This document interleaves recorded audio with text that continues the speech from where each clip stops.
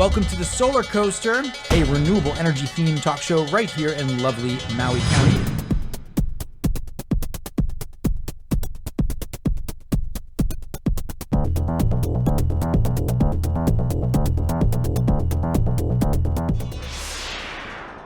All right, aloha and welcome to the Solar Coaster live show here back in Maui, Hawaii. Longtime contributor and friend on the show with me here, it's Mr. Doug McLeod. How are you today, sir? Good. Aloha to you. How's your life today? Excellent. I mean, it's a heck of a thing to be back in Maui after being away for half a year.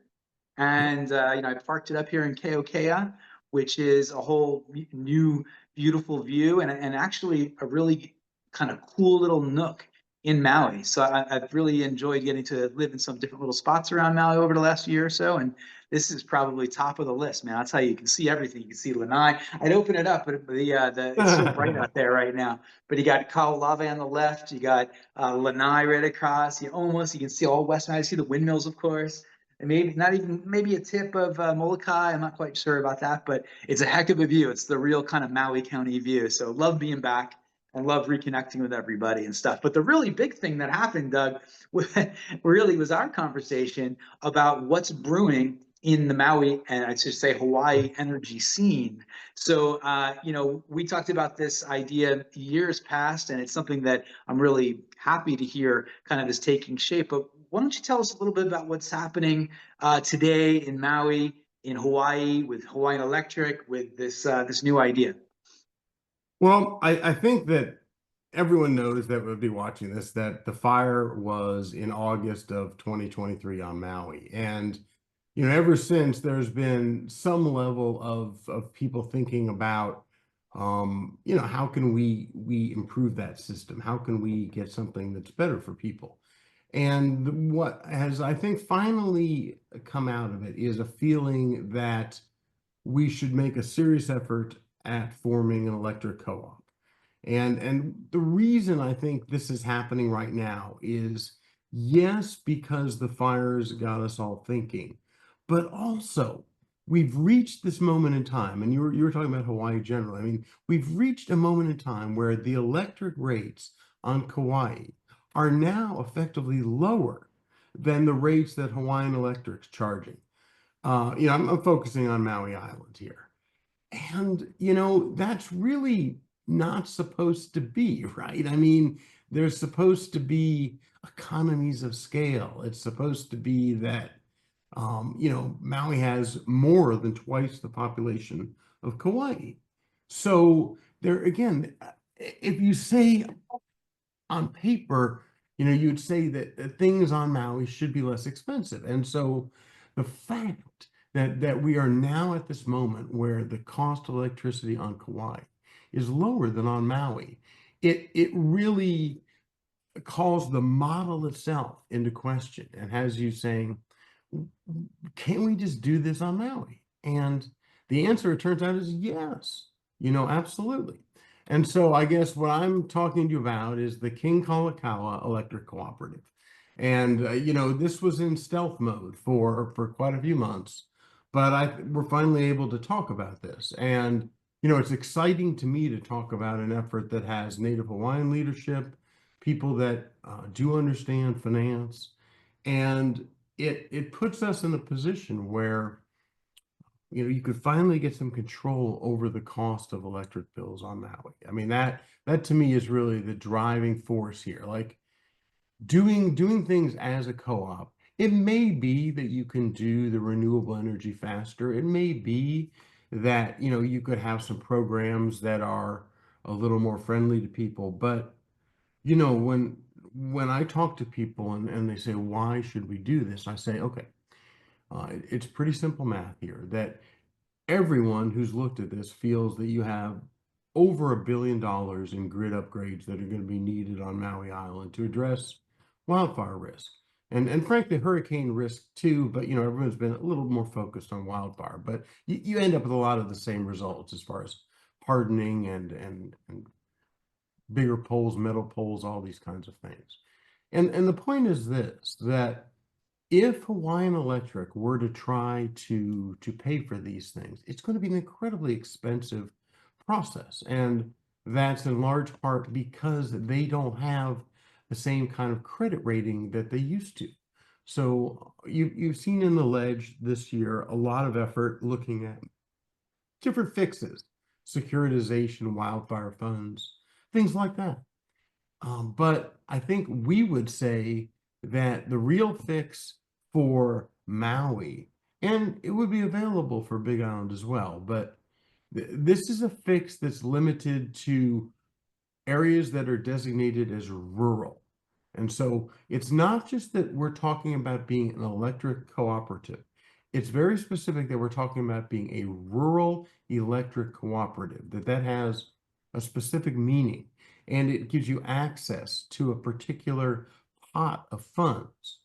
And we have been in contact with these folks since the Trump administration came in power. And the answer we're getting is that because this program is geared as low interest loans rather than grants, that their operations are normal and that they aren't really affected so far by, what's been happening. So the program is available only to electric cooperatives in rural areas. Because that's kind of a narrow definition, this money normally doesn't get spent every year. I mean, it's normally available, and they're actively looking to loan out more money.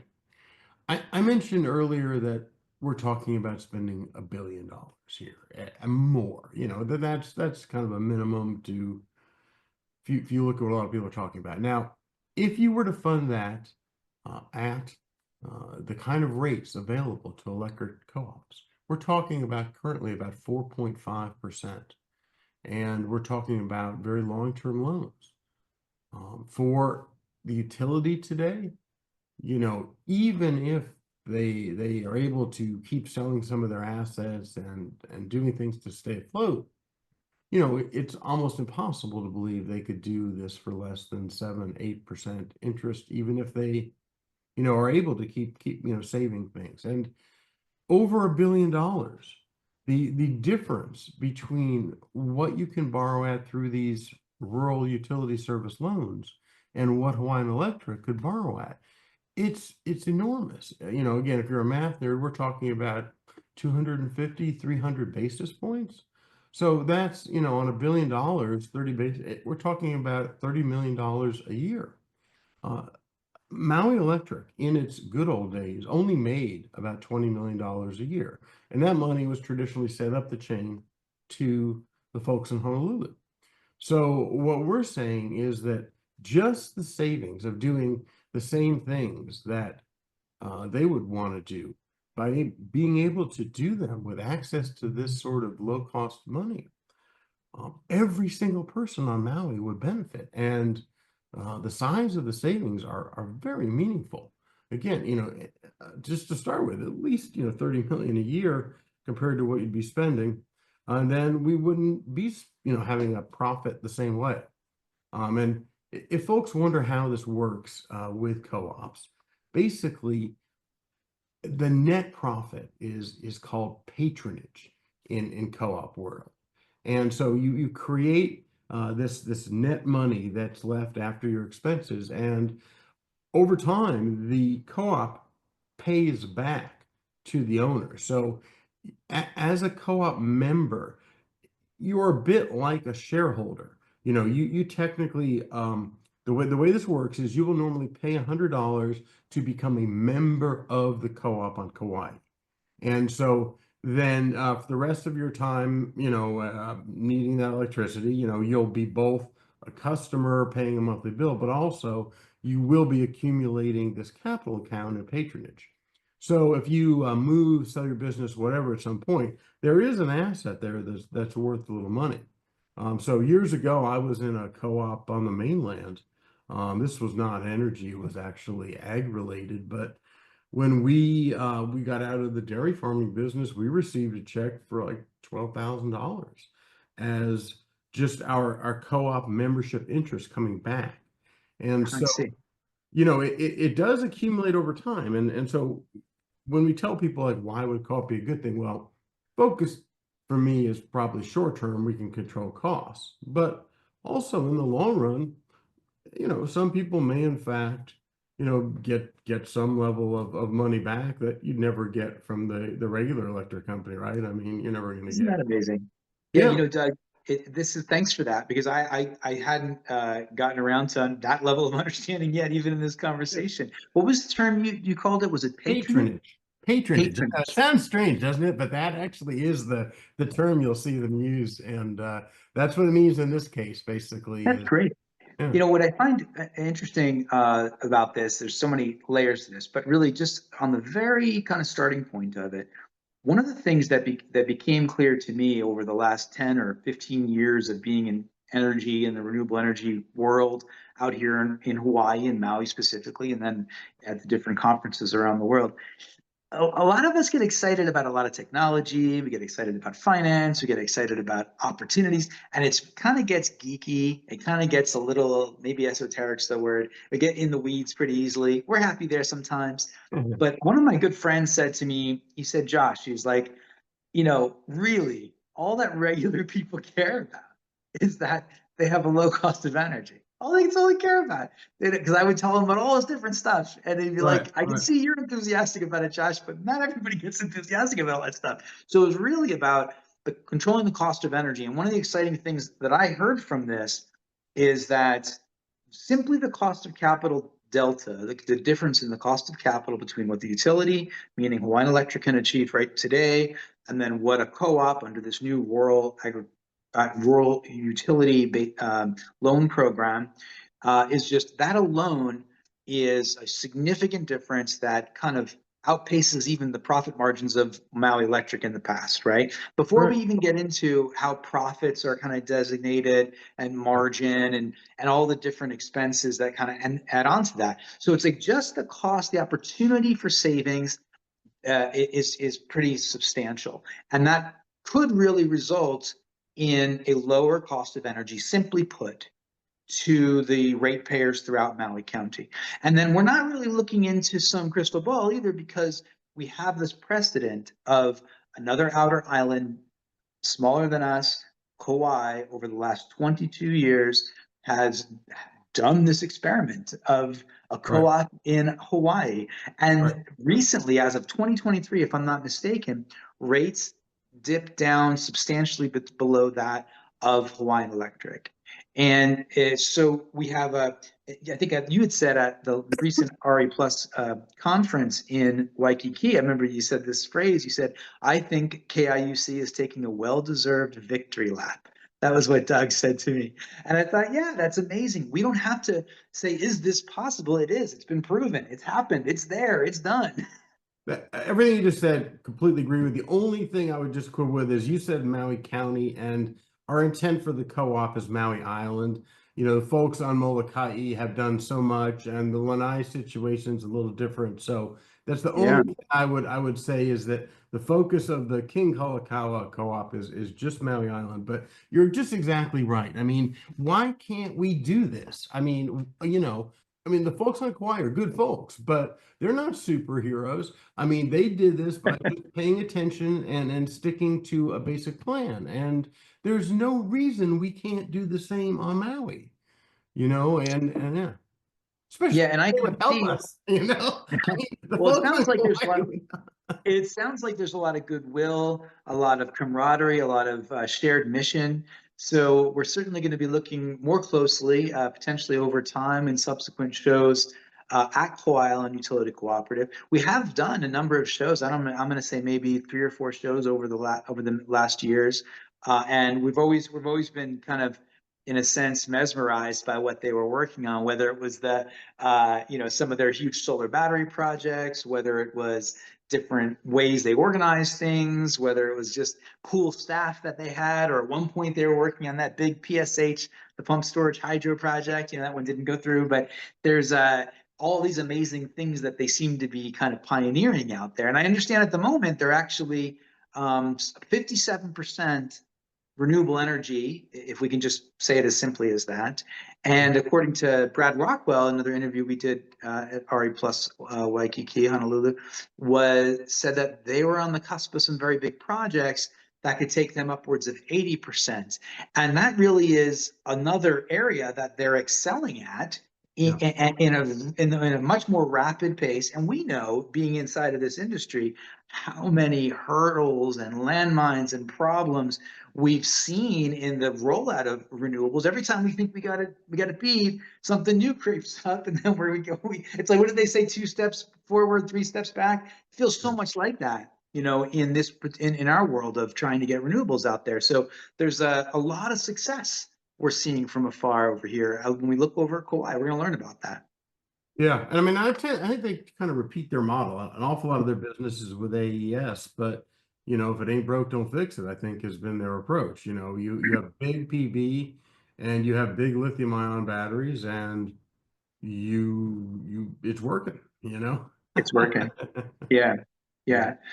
Very good. Okay, so well, let's think a little bit about some next steps here. So when we think about the obviously we talked a little bit about Maui County and I'll call Maui proper, Maui Island, in contrast with thinking in terms of a full county. But I mean, that's fairly straightforward too, because Lanai, and that's of course Palama Lanai and Larry Ellison have made efforts, made overtures, I think, in the past to kind of take over their own electric grid, right? That was years back, but that was in place. And then Molokai, is it Sustainability Molokai? Is that the organization? Yeah, there's the Clean Energy Hui, and then there's Sustainable Molokai. So there've been a number of groups over there, and yeah, that's kind of why we don't want to overlap, just because they've already done so much work. And frankly, issues are in some ways simpler and in some ways different. So it's just like, Maui Island has enough to be done, and there's plenty to do, and there's plenty to do. Okay, so looking in at Maui, of course, just as a kind of a checking off the boxes here, it seems to me that Big Island could be another conversation, and that maybe not the conversation we're having today, but the outer islands could potentially be looking at co-ops or different organization mechanisms. And then I suppose the future we're talking about is one where they're certainly in Maui, and then Molokai and Lanai are able to kind of find new ways to manage their own energy, and then perhaps the other outer islands as well. And then Oahu, I suppose the notion is that Hawaiian Electric could focus its efforts on Oahu, which is really, in many respects, the big challenge because of the energy, the density of people. That's where pretty much everybody lives in Hawaii. And then you have kind of a limited amount of land for people that don't live in Hawaii and are watching this, just kind of interested in this idea. Maui's actually geographically larger than Oahu, but we've got a fraction of the people and the energy use. So there's a lot of challenges over in Oahu that Hawaiian Electric could sink its teeth into and really do a great job at potentially, right? But where you want to be thinking about these outer islands and maybe using this rural utility model. So for people that are going, okay, I heard lower cost of electricity, and I just heard this new term patronage, which sounds kind of like I own my own utility, and I like that too. Those are two very straightforward ideas, right? Let's latch onto those for a second. But so if we do feel that we can make that kind of a inroad in these kinds of changes, what would it look like? What would the timeline be? What would some of the step-by-steps in its broadest terms? So if we assume our working assumption for the King Kalakaua Electric Cooperative has been that it needs to be a voluntary transaction with Hawaiian Electric. So I think we're hoping that we can go in and simply show them this math, and they'll recognize that because what we're talking about is not a threat to their main operation on Oahu, that really it is a kind of a unique opportunity for these more rural islands to access that money. So I guess we are, there is an offer, it's on the table. We've made this offer, and we'll see in terms of a process. The normal process would be 6 months to a year of due diligence and kind of consulting. All these federal loans have very specific requirements as far as feasibility studies, and with Maui Island, you've got a double whammy here, because you do have to be considering both upgrade to the T&D system, but also the reality that Ma'alaya not only are the units becoming physically obsolete, but that location in terms of how we think about power plants and risk and uh, sea level rise, it doesn't really fit what anyone in the business would say. It's not the kind of location anyone today would choose for a power plant. I mean, it's got so many things against it. Yeah, But yeah, for sure. so you've got to consider if you're going to do the whole operation, that you're going to need to modernize some of the generation as well. And our approach as we looked at this has been, we're not going in and trying to say we're smarter than other people, that we're going to make radically different decisions. We're not planning on firing anybody. In fact, we probably continue hiring. We're very much committed to the union workforce. We'd anticipate a good working relationship with IBEW. And again, this just isn't one of those business deals where people are like, we're going to come in and we're going to start cutting to meet the numbers. It isn't that kind of a deal. It's simply a better opportunity for the same core workforce. So again, not going in there thinking that the people are terrible, or that Right. that you need to make these big changes. But all of them privately will agree that, yeah, Ma'alaya, we need to be thinking about what's going to happen to those units. So Um, what I heard here was, I think, a couple of key points. I heard T&D, and for people that aren't familiar with those terms, we're talking about transmission and distribution. So right. basically all the poles and Polls. the Yeah. lines, Yeah. and that's of course a core focal point for a lot of Right. different reasons. One, because it's related to the fires, Right. and two, we see them, right, and we understand the kind of it seems to me a state of a fragile state. Maybe one could say in a state of disrepair. Yeah, I mean, I think people on Maui, if you asked them, I think they are concerned, and they should be. I mean, they, Right. like out in Lahaina, we talked about this, the poles that they put back in where the poles went over, the new poles are only rated for 58 miles an hour. That is a Yeah. tropical storm. That is not even the weakest form of hurricane. So Yeah.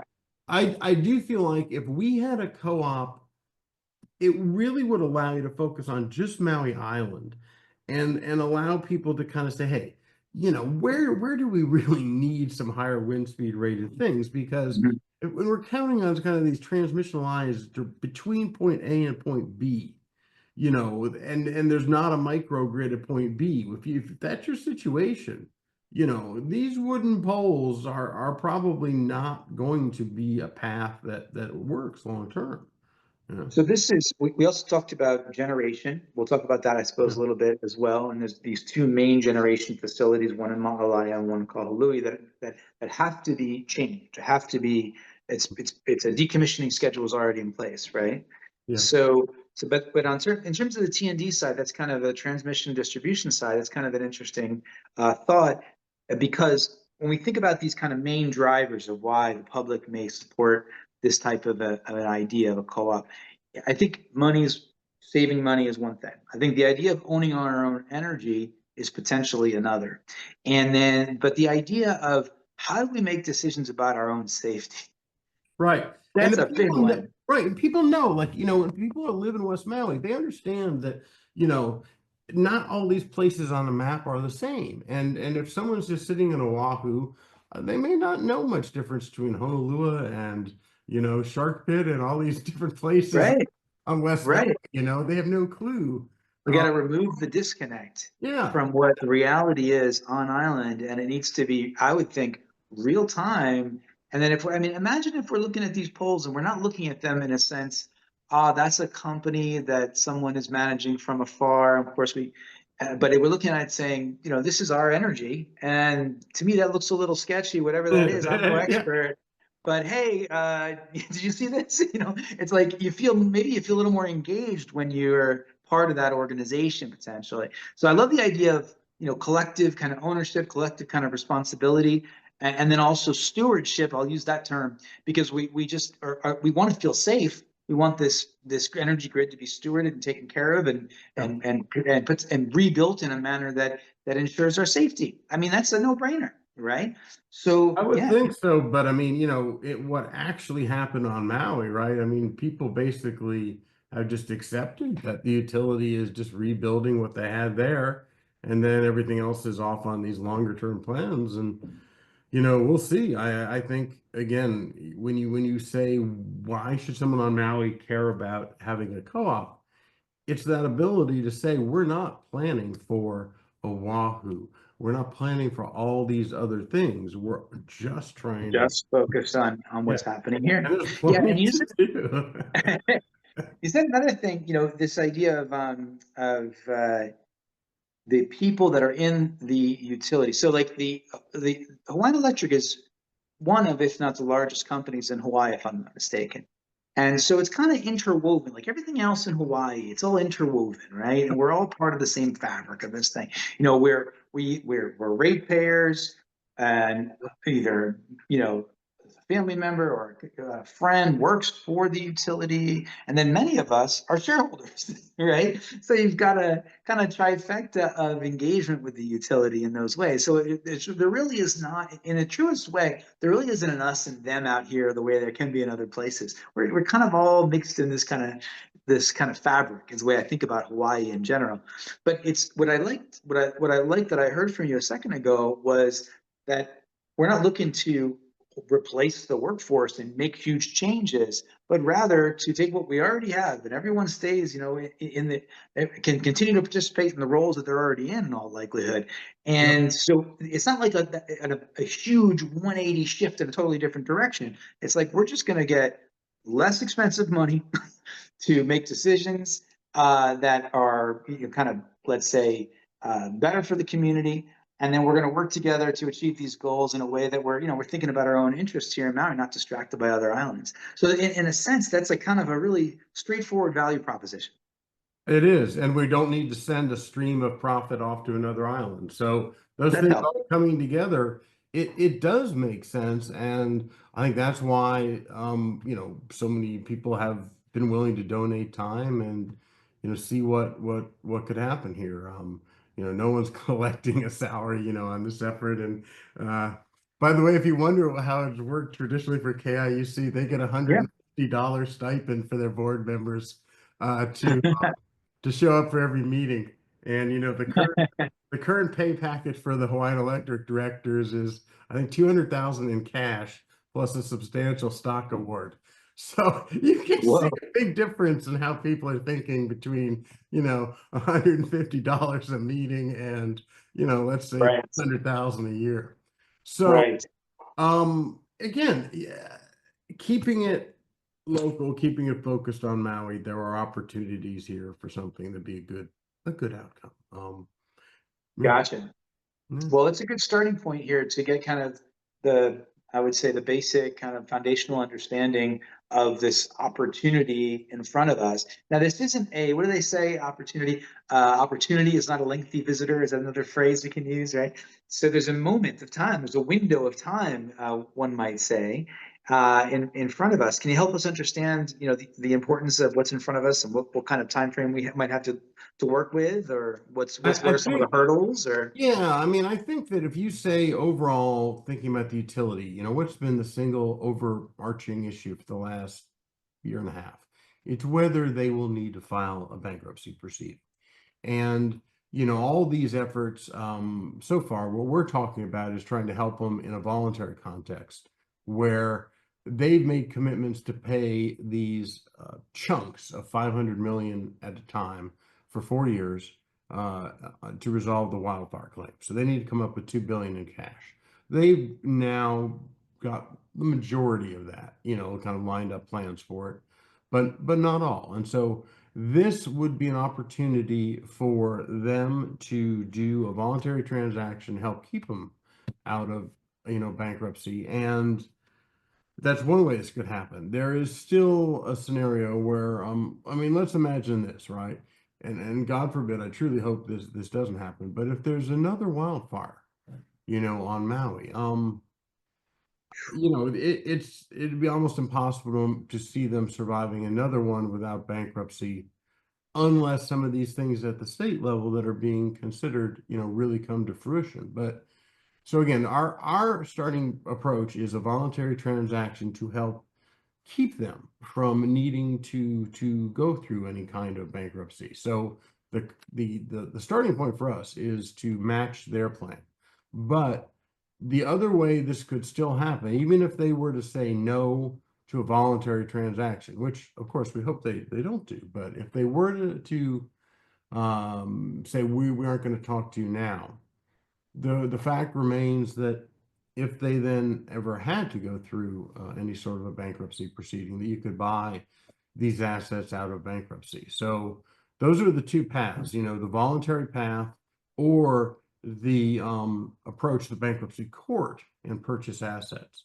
And again, to be clear, our hope today is that this does work out for them and that this is just a voluntary transaction. Okay, thanks for that clarification. And then you had mentioned that an offer had been made.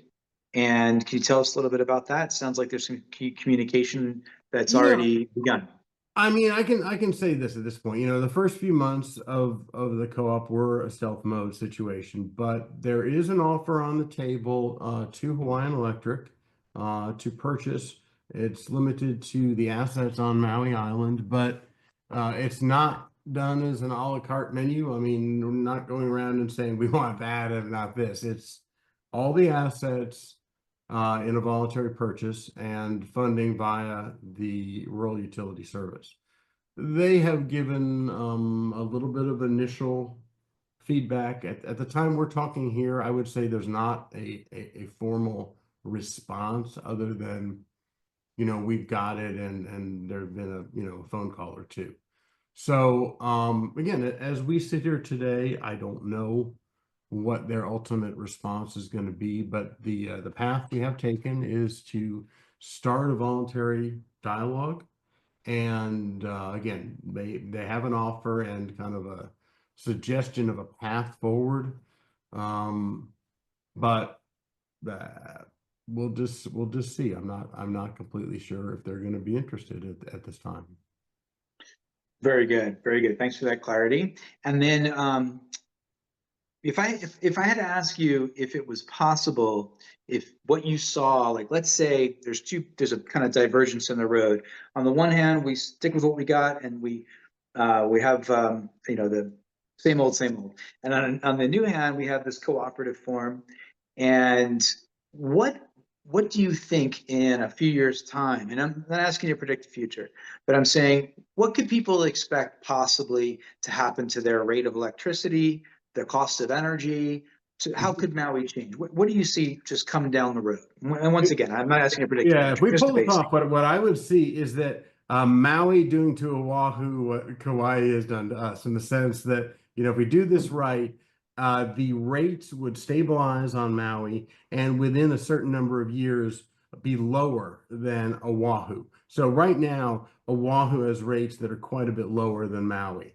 And so what I'm saying is, in my mind, what would be a success would be if the rates on Maui, and I don't want to be, you have to be honest with people, because there's so much work to be done on the grid on Maui. It's not realistic for someone to think we could do this and reduce your monthly bill.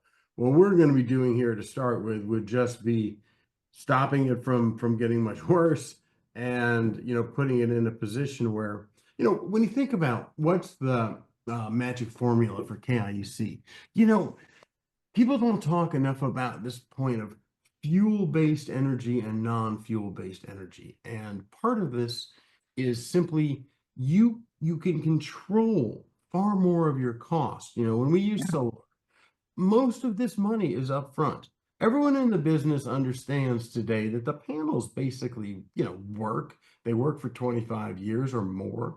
Sometimes the electronics has to be replaced. Maybe occasionally you get a bad batch of panels, but right, in general. So knowing that, getting us in a situation where more of the costs are in these fixed situation and there's less money being spent every month for fuel, that's where you can get a win also. is right now, the way Hawaiian Electric basically, they simply pass through this fuel cost. They're really not trying to time the market and say, hey, it's a good time to buy more. So I Oh, think right. They don't have an incentive to do that, to hedge. there Ah, was a very small incentive in the PBR, the performance-based regulation, but mm, not a meaningful one, and it didn't mm, end up quite working right because COVID happened at that time, and so oil demand around the world took a short-term drop, a major one during COVID. But yeah, I mean, yeah, but going back to the point, I mean, number one goal would be to get where you're making energy, making the electrons with fewer variable costs. And so basically move to solar, move to things like that, where instead of the fuel tank needs to be refilled every 3 weeks, and it's a barge coming to Maui and it had to come from either a refinery or, from the mainland, then mm. that gets you in a place where you can start to control some of these costs. And once we have them fixed, uh, then you really can do that. Again, that's what Kauai did. They're just every year the percentage of what they're spending on liquid fuel is dropping. Right. And And for a regular person not outside of the energy world looking at this, the cost of fossil fuels, of a bunker or whatever you're bringing in, that is a variable cost. right, So it changes based on the markets. And the larger the percentage of our fuel mix in that kind of variable means we can't predict what our costs are going to be. right. And we're still And at so 60% on Maui. I mean, they've got the 24 60%. numbers, almost So I it's think 59% oil. So after 59%. yeah, after everything we've been doing for all these years, there's still at the point where 59% It's of your bill is completely out of control. Like, and I mean in a literal sense, uncontrolled, right? That it's just, subject to yeah. the whims of the people selling us oil. So that's not good. And that's why there is the potential to do better. Because again, we're not even halfway there. And part of the reason it's been going slowly is these projects aren't coming to fruition, which you hinted at, earlier in our discussion. And so you still need to execute, no matter who you are, no matter how you have the ownership. At the end of the day, you've got to have a plan. The plan needs to involve things that reduce these variable costs, reduce the amount of fuel that we burn. It'll help in terms of our emissions and climate anyway. Fewer hydrocarbons we burn, the better. But in terms of cost, that's really, again, what has KIUC proven? They've proven that you can do this in a remote location in the middle of the Pacific, and we should follow that lead. Fantastic beginning to the conversation, Doug. And I think that as the weeks progress, we'll have a chance to dive a little deeper into what the precedent has been and the process has been in Kauai for Kauai Island Utility Cooperative. Maybe we'll even reach out to what's that, Kit Carson Cooperative over in New Mexico, or is it Delmont? What was the name of There's that one like over there? 70 in Colorado and Delmont, Nevada. Montrose. Yeah, there's Yeah, quite a few in yeah, Colorado, great. Nevada, and yeah, we could definitely So be we could interested here. Yeah. hear a couple stories about some of their successes and some of their challenges. And but at the end of the day, what I heard here was that there's an opportunity for Maui Island to be able to potentially own and manage its own energy resources to kind of stabilize the cost of energy because of these big differences in cost of capital and the lack of profit motive that needs to head off to another place, and then focus in on our interests and make decisions in our own best interests, our own safety, and then also get us closer, because it sounds like that renewable energy component is really a big driver of cost control. Get us closer to renewable energy grid even faster, within a generation. At least if I get that thing Absolutely. done. And yeah, and some kinds of renewable energy, are different. Like they do have more variable costs, but solar is really the way that KIUC has gotten there. And it's still, to me, based on the technologies available today, the right answer, for Maui. Yeah, it works. There's nothing, it works. We've seen enough of it to know that by this stage of the game. Okay, why don't we look to wrap this up, Doug? Are there any final words before we close it out? Any last things you'd like to say? No, I mean, I really will be interested to see, people have so many issues going on right in their lives right now, and on Maui, we've got housing, we've got all these issues. So Huge. sometimes this owning the utility may sound a little abstract compared to some of the urgent things that people have been dealing with. But I really hope people will be able to see the big picture, because this can be a good outcome, and it doesn't require any kind of magic, brilliant execution. It just requires that we understand what Kauai did, repeat it without screwing it up. And we could do that. Absolutely. All right, folks. Well, this has been the Solar Coaster. Once again, back online here with Doug McLeod, former energy commissioner years back, and longtime contributor and friend to the Solar Coaster out here in Hawaii. We look forward to upcoming episodes, talking to Kauai Island Utility Cooperative, talking to other cooperatives across the country, and you here in Maui Island to hear your ideas about what do you think about a co-op. Would you like to see this type of thing happen? All right. So thanks so much for tuning in, folks. And looks like we're going to talk to you soon. Aloha.